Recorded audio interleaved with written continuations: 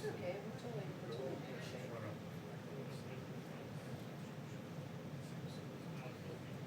Okay, I always need you. Yes, I do. Yes, I do. I always need a good gut check. I have John. Funny. Just so happens, I know you can see the shot, smart ass. Oh, jeez. Yeah, tell you you're logged on, I have a little message for you.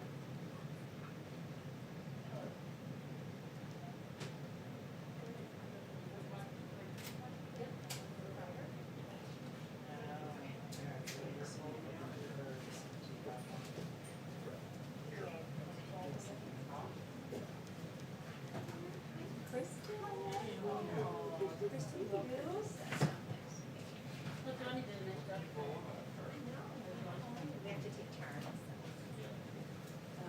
you know who Justin Official is, or do you don't care who Justin Official is? It's good.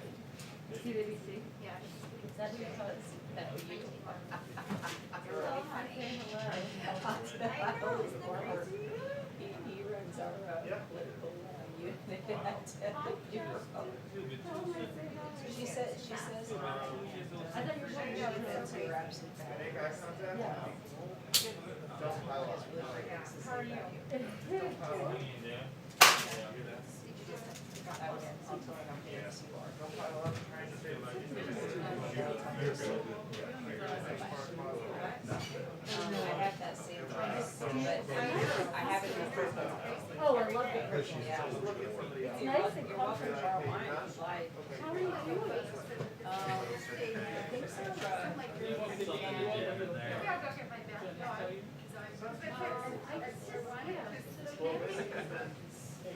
You know, normally you wait till you take part. Still trying to figure out the logistics.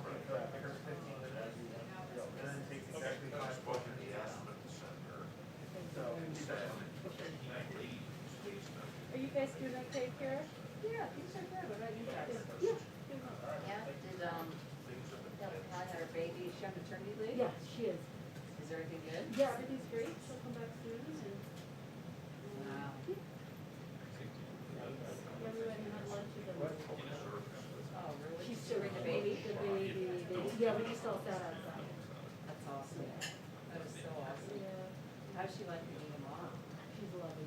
Yeah? They're so sweet. Yeah, that's So really cool. sweet. I think she needed that. It was fun to see them. We've been seeing them around. Then we went and saw Alex Snow and Derek Flowers. They're twins. Oh my gosh, they Yeah, have like you. twins? You guys, yeah, you know that. girl. Holy cow. Yeah. New twins? Wow. So sweet. They're so cute.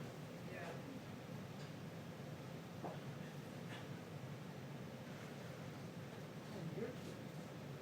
They're so great. Were they great? Yeah, they, our school isn't going back in, I'm service in They're not the going. public school system, yeah, so we put them in Catholic school behind our house.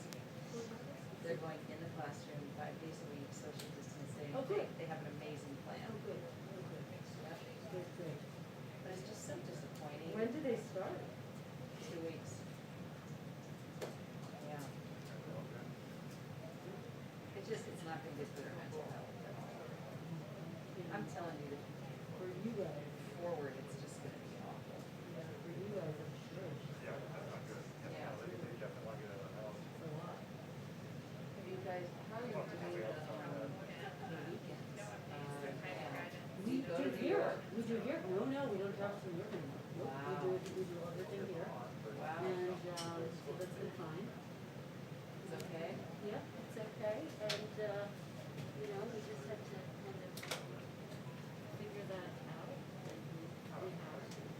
We're like, a big thing every week is we're like, we just stand in Chardonnay. It's amazing. Better make sure you got good shoes on. Oh, totally. That's like the joy of my.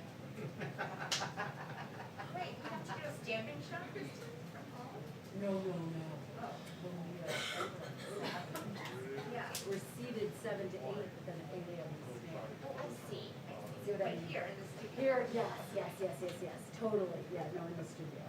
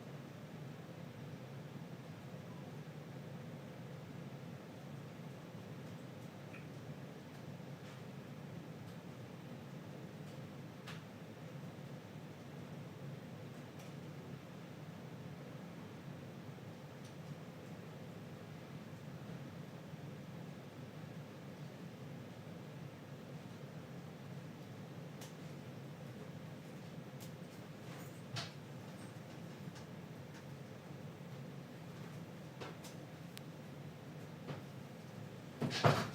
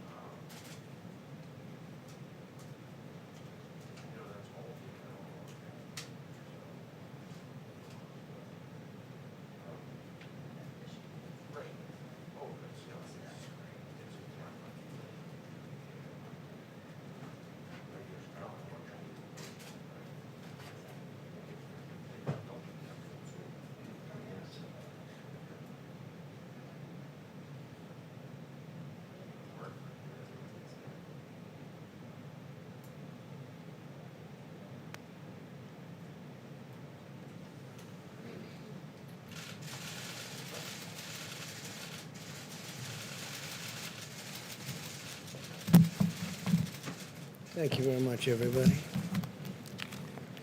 It's good to be with you. I'd like to begin by providing an update on my administration's actions to protect American workers as we battle the China virus. Since the virus escaped China, my administration has enacted $3 trillion in economic relief. It's been very, very successful, and you saw that by the numbers that were issued yesterday and the day before as to used car sales and auto production. They've been incredible numbers, actually, shockingly incredible. We've been negotiating in good faith with Democrat leaders in the House to extend relief payments. We're negotiating right now as we speak, and we'll see how that works out. But if Democrat leaders put partisan demands aside, we would reach an agreement very quickly. It would happen very quickly. In the meantime, my administration is exploring executive actions to provide protections against eviction. Eviction's a big problem, very unfair to a lot of people. It wasn't their fault that this virus came from a faraway land, as well as additional relief to those who are unemployed as a result of the virus.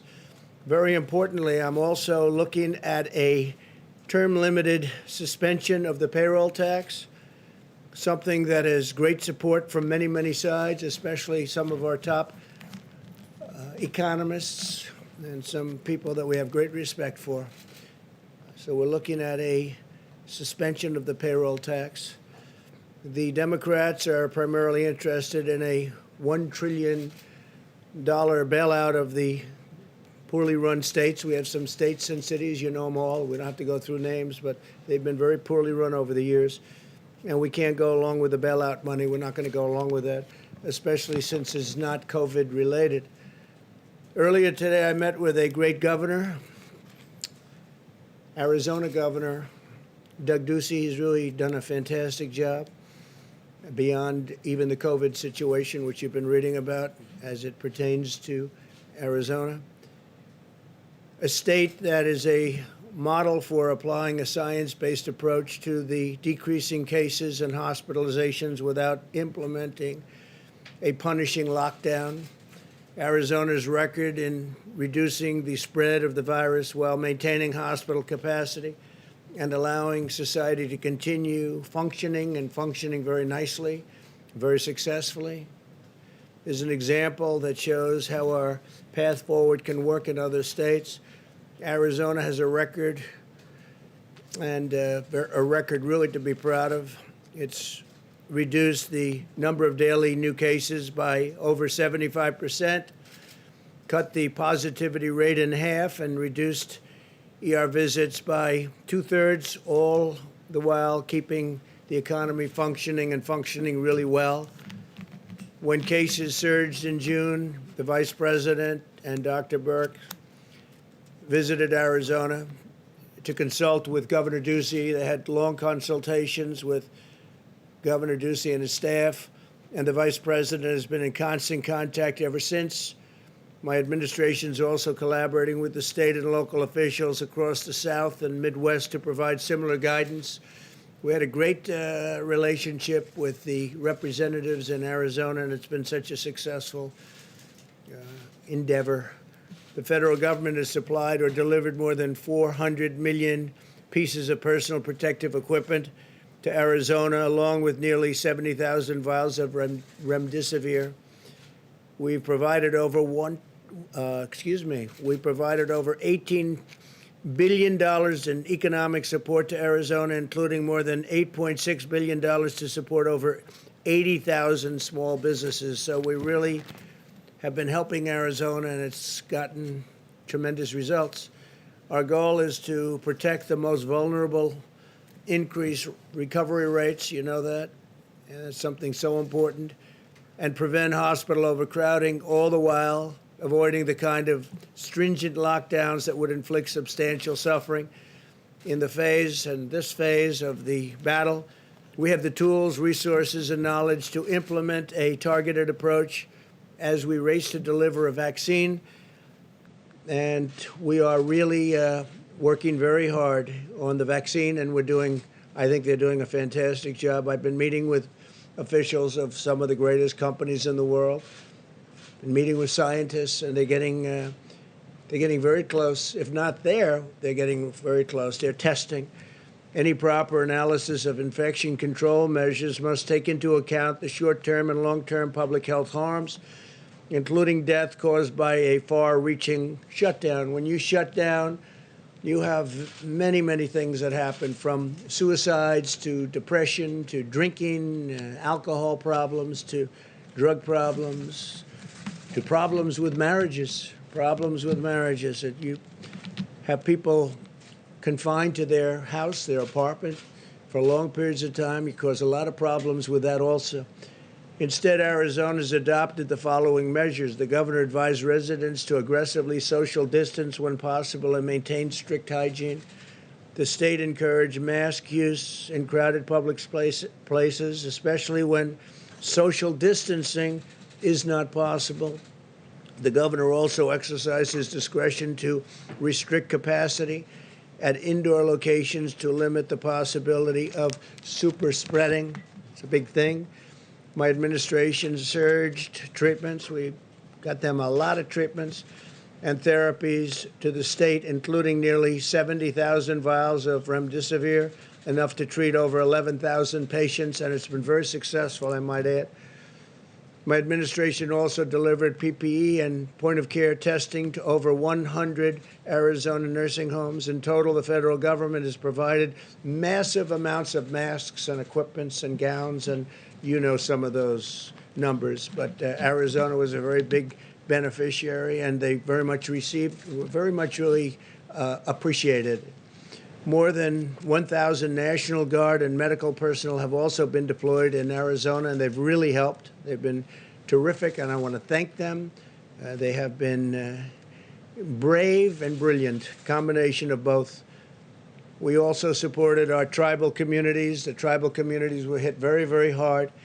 Governor Ducey and I personally delivered rapid testing systems to the Navajo Nation, which has been really in originally bad shape and now getting better and very, very quickly. The Navajo Nation now has one of the highest levels of testing per capita anywhere in the world. We really worked very hard on the tribal areas and in particular, in this case, the Navajo Nation. They've done incredibly well. Overall, Arizona has conducted over 1.1 million tests, more than the entire nations of Japan, Mexico, and Switzerland. Arizona's per capita testing is higher than Germany, South Korea, France, and Canada. And tribal governments in Arizona have received nearly $1.3 billion for the Coronavirus Relief Fund. Meanwhile, outdoor dining, limited indoor dining, and most of the other businesses in Arizona have remained open and very vibrant. They're doing incredibly well. This is an approach, and it's an approach that's been incredibly successful. Arizona has been able to protect high-risk populations and quickly bring its outbreak under control without the need to impose overly punitive measures.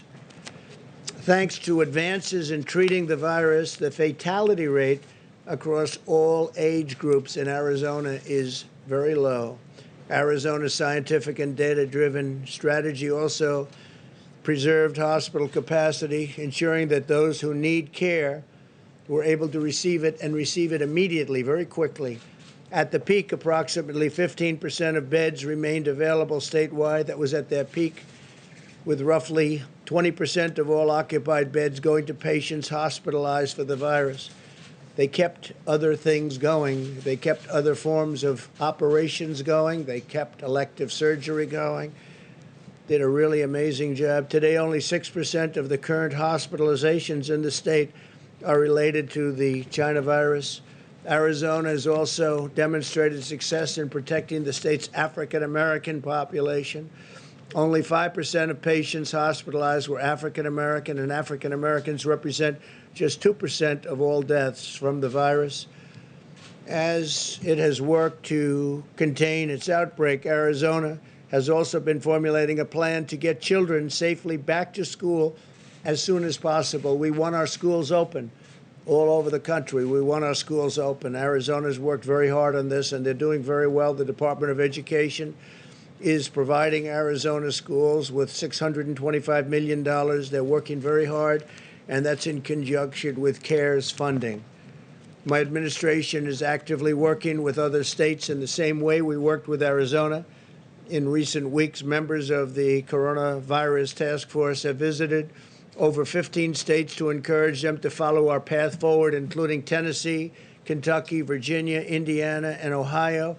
And I'll be going to Ohio tomorrow. I look forward to it very much. It's a great place and a great state with an excellent governor, and we look forward to being there tomorrow. Next week, Dr. Burke, we'll be visiting Iowa, Nebraska, Kansas, Missouri, Oklahoma, and Arkansas. And also, I believe they're trying to get in West Virginia, a great place, a great state, and I'm sure that will happen because we'd like it to happen. They'd like to see her. So we're going to try very hard to get the doctor to West Virginia in addition to those states to deliver aggressive, tailored, and targeted guidance. The strategy we're taking to these states will protect those at highest risk while allowing others at a lower risk to safely resume work and school. If we do this successfully, it can be really something incredible because we're talking about a lot of states. We're talking about many, many states. It's really great to see also that Florida, we're coming down. It's coming down and pretty substantially in many locations. And even Miami is starting to come down. Miami was hit very hard. California likewise, and Texas likewise coming down and really starting to be a substantial amount of reduction.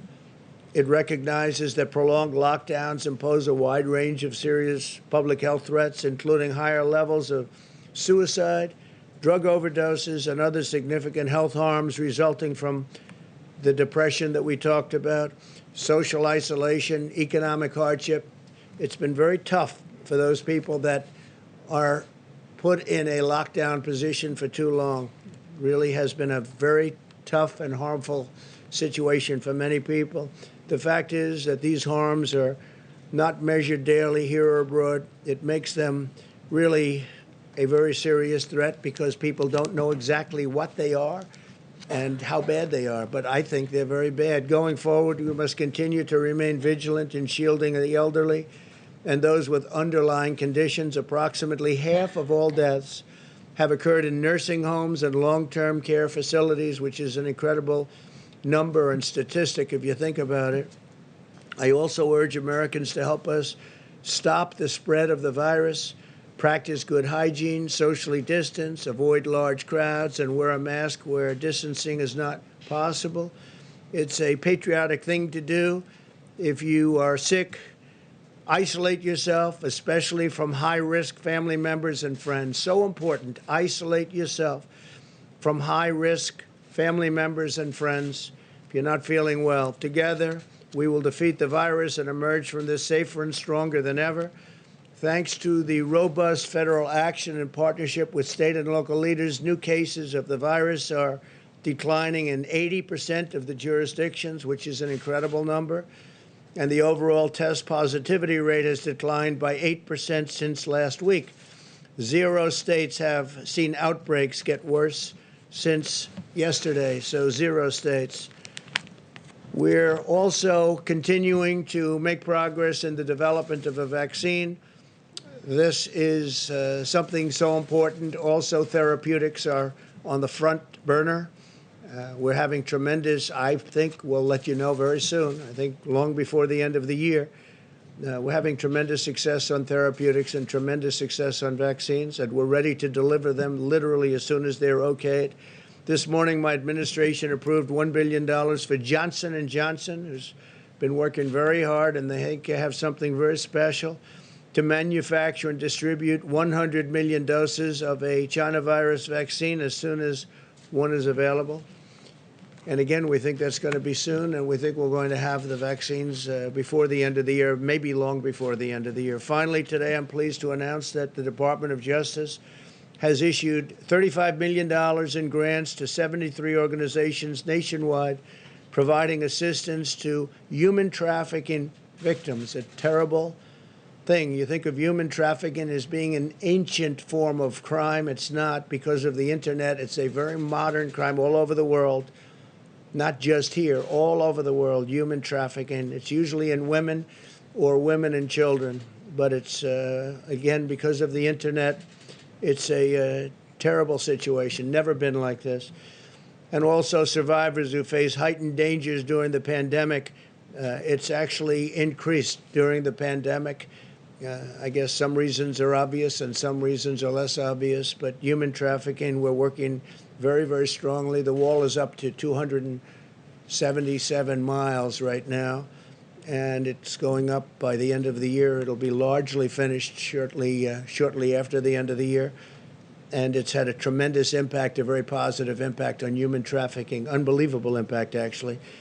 My administration will never rest in our fight against the human trafficking. To me, it's one of the most horrific of crimes, and we work very hard on that. With that, we'll take some questions. Please. Two quick questions. Thank you, Mr. President. First of all, you said that voting by mail is an invitation to fraud. Could you lay out and tell us exactly where the evidence is right now that mail-in ballots in Nevada and other states will lead to widespread fraud? Well, if you read, even the Washington Post had a terrible story on mail-in, and the New York Times, and many newspapers have had terrible stories. You see them all over the internet. They've had some just horrible stories on mail-in ballots. You look at Arizona, you don't even have to have, as you know, they have a provision where they don't have to check signatures. So you sign it and you could have a totally different signature. It's okay. It won't be approved. They have the right to go 7 days after the election for approval. So you're not even going to know who won the state of Nevada. Oh, you were talking about Nevada. Oh, I just wanted to point out, we did call Nevada's Secretary of State's Office Election Division, and the spokeswoman there said that that simply isn't true, Mr. President, and that Nevada will continue to check ballot signatures against voter registration cards. It's done at the county level. Okay, but that's not what they said when they approved it. They said they're not going to check signatures. They're not going to be able to, and their machinery, which is old, doesn't allow them to. So it's going to be physically impossible for them to do that, especially in a short period of time. In addition, you have the November 3rd election, and they're allowed to count votes until 7 days after the election. So what does that mean? If Nevada, which is a big state and a great state, a state I like very much, and I think we're going to do very well there, are we going to wait a week after November 3rd if it comes down to Nevada, which it could very well? I don't think so. I don't think it's appropriate. So with all of the bundling that you're going to have, with the harvesting you're going to have, with people being sent ballots all over that have maybe nothing to do with the state anymore, it's a terrible thing. In New York, they had the Carolyn Maloney situation, and I criticized it badly over the last 2 years and 2 days. I mean, I gave it some very, very strong criticism, and all of a sudden, like a miracle, they just approved the winner. Well, what happened? Did the person that was second concede the race, even though it was very close and all mixed up? They have a terrible situation in New York with the ballots, you know that. And as soon as I said, well, I think you should have a new election, because the election, obviously, they're not going to know what to do. I think you should have a new election. They all of a sudden announced a winner. I assume it was her, but they announced a winner. Well, I don't agree with it. Did somebody speak to the person on the other side, the opponent? Did they do something for the opponent on the other side? Take a look at Paterson, New Jersey. Take a look at many things. It's all over newspapers what's going on with the mail-in ballots. They send out millions of ballots. They're totally unprepared to do it. And then they come back in the millions. It's going to be a disaster. I'm doing our country a big favor by bringing it up. And, you know, from a common standpoint, even common sense standpoint, if you look at it just out of common sense and pure, basic, beautiful intelligence, you know it can't work. Now, Florida's worked very hard for years and years on developing a system, and I'm sure they probably have problems also. But absentee ballots are different than mail-in ballots, what you call universal mail-in ballots. Are much different. You have to apply for it. You have to do different things, and it's a much better system, and it's a system that can be reasonably accurate. But there's no system like going to the poll and voting. So I would like to find out why all of a sudden, out of nowhere, in the midst of all of this grief, why is it that they approved the New York race while you ask that question. Race, sir, there's no evidence of widespread voter fraud Which one? there.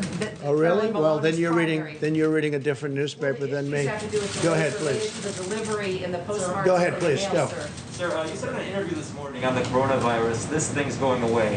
It will go away like things go away, despite ongoing cases and deaths. Going away. Isn't that continued claim out of touch with reality? It's going away. No, it'll go away like things go away. Absolutely. It's no question in my mind. It will go away. Please, go ahead. President, you praised, Hopefully sooner rather than later. Mr. President, you praised Governor Ducey's handling of the epidemic in his state. One of the things that he did was delay the start of public schools opening. Is that a model that governors in states experiencing hotspots should do as the beginning of school does with refugees? Well, I'd like to see the schools open. I think many of the schools, most of the schools will be open. I can say that Republican areas want to see them open, and the Democrats probably want to keep them closed until after November 3rd because they think it's good for them politically. I actually don't think it's good for them politically. Parents want the schools open. We want them open. We want them open safely. We're going to practice very strong hygiene and all of the other things that I've enumerated many times. But we want to see the schools open. Yeah, please, You're go ahead. encouraging states to follow Governor Ducey's model here, and what part of that model was His model, I just think he's done a very good job. I mean, he's really done a great job. You look at the numbers, you look at how it's dropped, and very rapidly, he's done a great job. He's a great governor. Please. In an interview this morning, Mr. President, you were talking about opening the schools, and you said children are virtually immune from COVID-19, but children have contracted this virus, and some have died. When I say that, I'm talking about from getting very sick. If you look at children, I mean, they're able to throw it off very easily. And it's an amazing thing because some flus, they don't. They get very sick and they have problems with flus and they have problems with other things. But for whatever reason, the China virus, children handle it very well. And they may get it, but they get it and it doesn't have much of an impact on them. And if you look at the numbers of in terms of mortality, fatality, the numbers for children under a certain age, meaning young, their immune systems are very, very strong. They're very powerful, and they seem to be able to handle it very well. And that's according to every statistic. Is it right? Yeah, please go ahead. Mr. President, at least two people connected to Kanye West's effort to get on the ballot have been connected to the Republican Party. Is this Whose ballot? To Kanye West. With Kanye He's getting on the West? ballot, including in swing states. And as you know, his wife has raised issues about whether he's having mental issues right now. So my question to you is, That Kanye West does? I don't know that. Who said that? his wife said he might be going through an episode. I don't But know. anyway, my question I to like you him. is, I mean, I like him. He's always been very nice to me. are you aware of any of Talking the about efforts? Kanye West. Are you aware of or have you encouraged anyone in the party to help him get on the ballot, including in swing No, states? not at all. No, not at all. Other than I get along with him very well. I like him. I like his wife. His wife recommended certain people, as you know, including Alice Johnson, who's a fantastic woman, but his wife recommended certain people to get out of prison. They were in prison for a long time, a long, long time. It should have never happened. And I took what she said very strong, Kim Kardashian. And she's got a good heart, very good heart. And I like Kanye very much. No, I have nothing to do with him getting on the ballot. We'll have to see what happens. We'll see if he gets on the ballot. But I'm not involved. Please. Thank you, Mr. President. I wanted to ask you, the group of Republican senators are backing $25 billion in payroll assistance to keep the airlines being able to pay their payrolls. Do you, to endorse that They're plan? doing what Republican senators are Republican doing. senators want to go ahead with another $25 billion for airlines to keep their payrolls going. Well, if they need it, certainly that's a business. Some businesses are doing better than they would normally. Obviously, we know what those businesses are. And obviously, the airline business is not doing very well. You have shutdowns all over the world, and you have airlines that are essentially shut down. Some airlines are doing, modest. The best they're doing is modest. I think it's very important that we keep the airlines going. There'll be very good times very soon, I hope, and we don't want to lose our airlines. So if they're looking at that, whether they're Republican or Democrat, I'd be certainly in favor. We can't lose our transportation system. Yes, go ahead. I wanted to ask you too on Beirut. So there's been some question about your comments yesterday saying that it was an attack and that you'd heard from military officials that there was, an explosion, that it looked like some sort of a bomb. What it was. I can tell you, whatever happened, it's terrible, but they don't really know what it is. Nobody knows yet. At this moment, they're looking. It could, how can you say accident? Somebody was, left some terrible explosive type devices and things around, perhaps it was that, perhaps it was an attack. I don't think anybody can say right now. We're looking into it very strongly. Right now it's, I mean, you have some people think it was an attack and you have some people that think it wasn't. In any event, it was a terrible event and a lot of people were killed and a tremendous number of people were badly wounded, injured, and we're standing with that country. You know, we have a very good relationship with that country, but it's a country under it's a lot of turmoil, a lot of problems, but we stand with them. Thank you. You said earlier today that you are considering using the White House as the venue for your nomination speech. Senator John Thune questioned whether or not that's actually legal given the Hatch Act. Is this something that you would get clearance for before John proceeding? Thune did, right? The Republican John Thune? Oh, okay. Well, it is legal. There is no Hatch Act because it doesn't pertain to the president. But if I use the White House, we save tremendous amounts of money for the government in terms of security, traveling. If we go to another state or some other location, the amount of money is, you know, very enormous. So that's something to consider also. I think it would be a very convenient location. It would be by far the least expensive location. There'd be very little in terms of that tremendous traveling security with airplanes and everybody flying all over the place. So I think it would be a very convenient idea. It's something that we threw out. It would be very cost conscious by comparison to any other location. Yeah, please. Yeah, your son, Don Jr., tweeted yesterday asking you to direct the EPA to reject the Pebble Mine in Bristol Bay, Alaska. It's a giant copper and gold mine, and the thinking is that Rejected in what way? just reject its construction. The Army Corps of Engineers 2 weeks ago suggested it would be okay to proceed with the project, but it would. Sportsmen like your son are saying that it would be harmful to fisheries. Well, I'd listen to both sides. I don't know of the argument yet, but I would certainly listen to both sides. My son has some very strong opinions, and he is very much of an environmentalist, and he was very impressed with what we did yesterday, because that's one of the great environmental bills, and beyond that, ever signed since well, I guess over 100 years, if you think about it. It's been a long time. But I will look at both sides of it. I had heard about it. I understand they're going to be doing a briefing sometime over the next 48 hours. It's going to go very quickly. I've done a lot for Alaska. I love Alaska. It's a special place. Anwar was one thing. The highway, Cove Highway, or whatever the new name is, whatever the old name is. We're getting approvals for a tremendous highway that's been sought for 40 years. They've been trying to get it approved, and I'm getting it approved. We've done a lot for Alaska. It's a special place, and I'll take a look at that. It's interesting. Yeah, please go ahead. Thank you, Mr. President. Two brief questions. First, your administration has praised ambulance drivers and the ambulance service for their role in dealing with the coronavirus. Sure.